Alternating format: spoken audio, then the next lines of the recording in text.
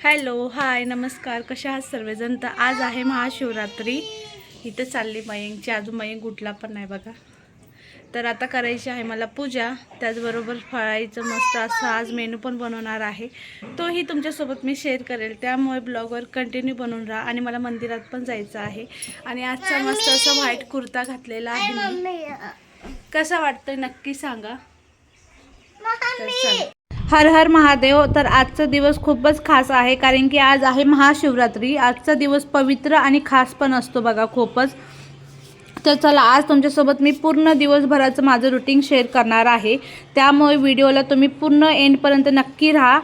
तर तुमच्यासोबत मी सर्व काही शेअर करेल, मंदिरात गेलेलं, परत देवपूजा वगैरे सर्व गोष्टी शेअर करेलच. त्यामुळे तुम्ही ब्लॉगच्या कंटिन्यू राहा. आणि नवीन कोणी असेल तर चॅनलला सबस्क्राईब आणि लाईक करायलाही विसरू नका. तर आज थोडा वेळच झालेला सकाळी उठायला, कारण की आज सुट्टी पण होती सर्वांना. आणि जरा काल जरा जास्त दमलेली मी, घरातले कामं वगैरे जास्त होता लोड, त्यामुळे थोडा लेटच झालेला आज मला उठायला. लेट म्हणजे 7-7:30 वाजलेले बघा. तसं तर मी लवकर उठते रोज, पण सुट्टी असल्यामुळे थोडा वेळ झाला मला पण आज. तर सर्वात पहिले तर मी मस्त अशी आंघोळ वगैरे केली, जाऊन देवाला फुलं वगैरे घेऊन आली. आणि त्यानंतर आता मी देवपूजा करून घेत आहे. तर सर्व देवं काढल्या, छान असे देवं घसून घेणार आहे बघा. तसे तर मी दहीने वगैरे घसते, पण म्हणलं आज चला पितांबरीने घसूया. इन्स्टंट म्हणजे लगेच चमक पण येते नाही का, जास्त कामझाम पण नाही राहत. त्यामुळे मग मी पितांबरीने आज स्वच्छ असे भांडे क्लीन करून घेणार आहे, देवं पण.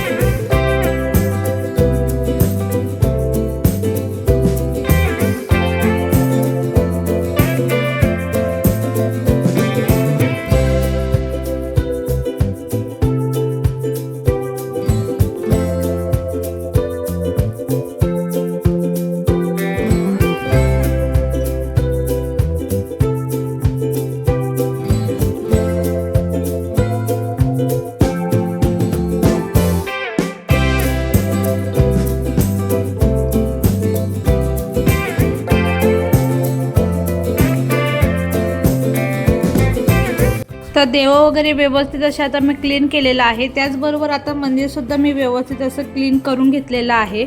आणि मी आता नाशिकला गेलेली ना, त्यावेळेस मस्त बघा मीटरवर असे कपडे देवाचे कापून आणलेले नाही का ताकेतून, आणि खूप छान भेटले आणि छान वाटतात बघा. पिवळे वस्त्रसुद्धा म्हणतात देवाऱ्यात घालायला पाहिजे, खूप चांगला असतो, शुभ असतो नाही का. लाल पण आणलेला आहे मी, लाल पण आणलाय, पिवळा आणलाय. आणि हा पिवळा कसा वाटतोय तुम्ही मला नक्की सांगा. तर इथं बघू शकता दोन्ही मी कपडे कट करून घेतलेले मस्त असे म्हणजे मंदिराच्या साईजने.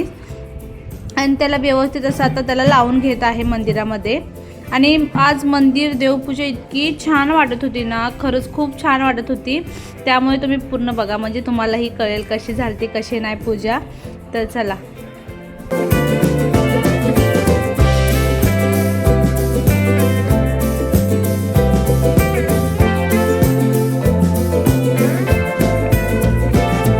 तर छान अशी मी देव रचलेले आहेत, बघू शकता तुम्ही. छान वाटते का नाही. आणि हा जो मी हार तुम्हाला दाखवणार आहे, हा सुद्धा मी नाशिकवरून आणला आहे. आणि कितीचा आणला असेल ते तुम्ही मला नक्की सांगा कमेंटमध्ये. आणि इतका सुंदर आहे ना गणपतीला. असे मी 2-3 आणलेले हार येताना.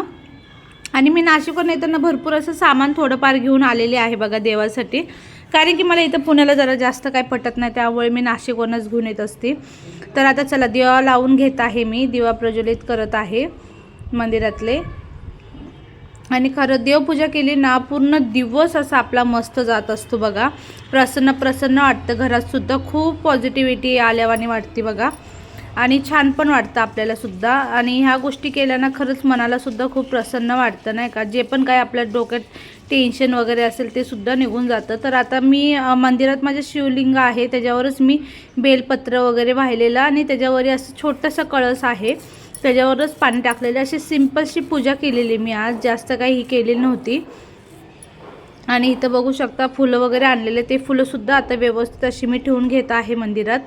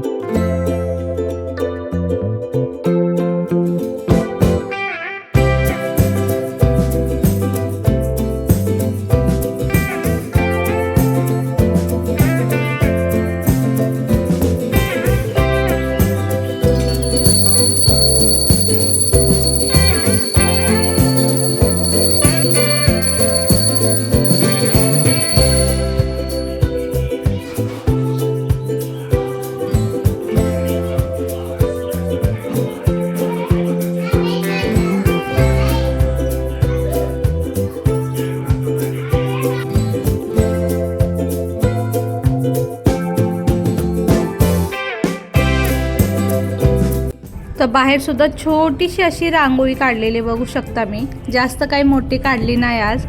आणि पप्पा पण मस्त तुळशीला वंदन करत होते. तर झालेलं आहे. आता मी आज बनवणार आहे वडे. चला तुमच्यासोबत शाबू वड्यांची ही रेसिपी शेअर करते. अजिबात तेलकट होणार नाहीत, मस्त क्रिस्पी होतील शाबूचे वडेसुद्धा. आणि खरं खूप छान लागतात, तेलसुद्धा पिणार नाहीत, मस्त टम फुगतात आणि खायलासुद्धा तेवढेच टेस्टी लागतात. तर साबुदाणा मी रात्रीच भिजवून ठेवलेला होता. तर बटाटे मी जास्तच उकडून घेतलेले आहेत, कारण की संध्याकाळी परत करावं लागेल, कारण की शिवरात्रीचा आपण कसं उपास सोडत नाहीत रात्री, त्यामुळे मग संध्याकाळी पण काहीतरी करता येईल. आणि तीही सुद्धा तुमच्यासोबत मी रेसिपी शेअर करणार आहे शॉर्ट व्हिडिओमध्ये. त्यामुळे तुम्ही माझ्या चॅनलला सबस्क्राईब करा, म्हणजे तुम्हाला कळेलच. तर आता मी सर्वात पहिला तर शाबू काढला, म्हटलं थोडाच ठेवूया, पण मग म्हटलं जाऊ दे तेवढं तरी ठेवून काय होणार आहे, म्हणून तो पण घेतलेला आहे. त्यात शेंगाचं कूट टाकलेलं आहे आणि मिरच्या वाटून टाकलेल्या आहेत बघा मी त्या मिश्रणमध्ये. आणि एका साईडला करत आहे मी आता चटणीची तयारी. तर चटणी तर काय नाही, खूप इझी आहे. आपले कच्चे शेंगदाणे घ्यायचे, त्यात मिरच्या टाकायच्या आणि थोडी साखर आणि मीठ टाकायचं त्या ह्याच्यामध्ये चटणीमध्ये, आणि दही टाकायची. तर असं खूप छान अशी चटणी बनते बघा, खायलासुद्धा तेवढीच टेस्टी लागते आणि उपवासासाठी सर्वात भारी आहे. जिरं वगैरे काय आम्ही टाकत नाही, भरपूर लोक जिरं वगैरे पण टाकतात, पण मला काय पटत नाही. आणि इथं बघू शकता मी दही टाकलेले आहे आणि चटणी आपली रेडी झालेली आहे, ती तुम्हाला मी पुढं दाखवतेच. तर आता सर्वात पहिला तर बटाटे खूप गरम होते, त्यामुळे त्याला थंड पाण्यात ठेवलेलं मी. आणि आता त्याच्यावरचं सालपट वगैरे काढून घेत आहे व्यवस्थित असं. आता आपण घरात तरी किती व्यवस्थित लक्ष देऊन बनवतो ना रेसिपी, आणि बाहेर म्हणजे आपण बिंदास खात असतो बघा. आता मी बटाटे सोलताना सुद्धा त्यात काळे काळे डाग वगैरे होते, भरपूर काय असतं नाही का, आपण ते लक्ष देऊन व्यवस्थित काढून वगैरे करतो. पण तसं बाहेर थोडी ना करत असतील, बाहेर तर तसंच काय पण असलं तरी पण ते लोक मिक्स करतात आणि तेच आपण उपासाला खातो. त्यापेक्षा थोडा वेळ जातो, पण घरातच बनवून खायचं स्वच्छतेने, आणि खरं खूप छान होतात घरात सुद्धा बाहेर खाण्यापेक्षा. तर आता एक एक करून ना मी बटाटे मिक्स करत आहे, बघू शकता तुम्ही. आणि मी 4च बटाटे टाकले, मला वाटते एक अर्धा किलोच्या वरी साबुदाणा भिजवलेला होता मी. आणि त्यामध्ये फक्त मीडियम साईजचे, पण म्हणजे मीडियमपेक्षाही छोटेच आहेत ते, आणि तेवढे 4च बटाटे टाकणार आहे. बटाटे कधी पण कमी टाकायचे, जेणेकरून शाबू मस्त फुलतो पण, आणि वडीसुद्धा तेवढीच छान होतात, जास्त तेल पण पित नाहीत आणि खरं खूप छान होतात बघा. तर बटाटे थोडे कमी ठेवायचे कधी पण, जेवढे म्हणजे त्या बॅटरला असं चिपकून राहतील तसेच तेवढेच घ्यायचे बटाटे, जास्त क्वांटिटीमध्ये घ्यायचं नाही. तर आता त्यात मी ना शेंगदो मीठच टाकलेलं होतं उपवासाचं आपलं. आणि एका साईडला कढाई पण गरम करायला ठेवलेली. कढाई कशी पातळ आहे आणि लगे गरम पण होती, त्यामुळे त्याला गॅस थोडा मिडियमच ठेवलेला आहे मी. आणि आता तोपर्यंत आपलं हे बॅटर मिक्स करत आहे. तुम्ही बघू शकतात, जवळ ते आपलं मिक्स होत नाही तोपर्यंत आपल्याला छान असं मिक्स करत राहायचं आहे बॅटर, आपलं मिश्रण, मगच छान होतात वडे. आणि फक्त बटाटे तुम्ही कमी ठेवा, बाकी वडे तुमचे एक नंबर होतील बघा. बटाटे थोडे कमी ठेवलेत की, आणि तेलसुद्धा पिणार नाहीत, टम फुगतील. तर बघू शकता मस्त असं तर मी मिक्स करून घेत आहे. तर चला तुम्ही कंटिन्यू राहा.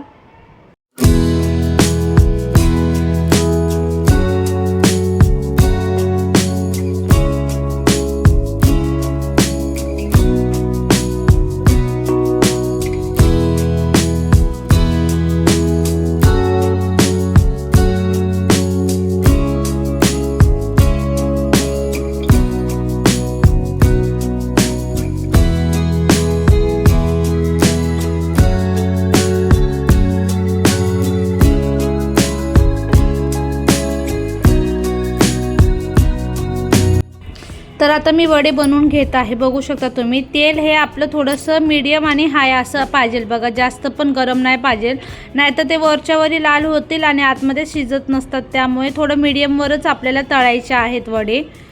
तर आता मी पटकन अशी गोल करून घेत आहे. तर आता एका वेळेस मी फक्त 4 घालणार आहे बघा, जास्त नाही. तुमची कढाई मोठी असेल तर तुम्ही 5-6 पण टाकू शकता आणि एकदम परफेक्ट होतील, फाटणार नाहीत, तुटणार नाहीत, खूप छान होतील बघा. तर बघू शकता तुम्ही तुमच्या ह्याच्या आकारावर तुम्ही बनवू शकता. मोठे बनवायचे की छोटे बनवायचे आणि त्याला असं गोल करून ना थोडं दाबून द्यायचं, जेणेकरून छान असे फ्राय होतात बघा.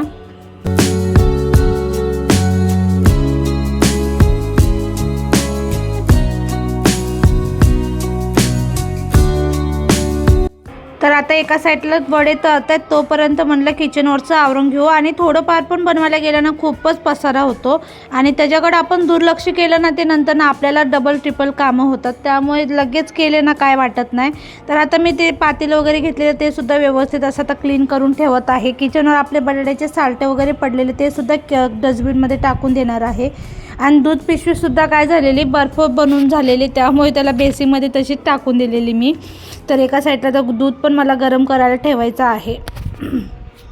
आणि सर्व गोष्टी मॅनेज करणं खरंच खूप कठीण असतं बघा. आणि एकासोबत सर्व गोष्टी करायच्या म्हणलं ना अवघड पण होतं. आज भरपूर असे घरात कामं पण होते, पण म्हणलं पहिला फराळीचं करून दिलं तर टेन्शन नाही राहत. घरात सर्वांचाच उपवास होता, आज पप्पांचाही उपवास होता. त्यामुळे म्हणलं पहिला उपवास आहे, त्यांनी पहिला खाऊन घेतलं की बरं पडेल. आणि कामं काय आपले कायमच लागलेले असतात बघा. तर आता मी पलटून घेत आहे. 10 वेळेस आपल्याला आलटापलटी करायची नाही, 4-5 करायची आहे. म्हणजे ते पण कसं आहे, फर्स्ट टाईमला तर आपल्याला पलटायचं नाही आहे लगेच, नंतरनं पलटायचं. ज्यावेळेस ते स्वतःहून वडे सुटतात ना त्यावेळेस पलटायचं, म्हणजे जेणेकरून फाटतसुद्धा नाहीत. तर आता एका साईडला मी दूधसुद्धा गरम करायला ठेवत आहे.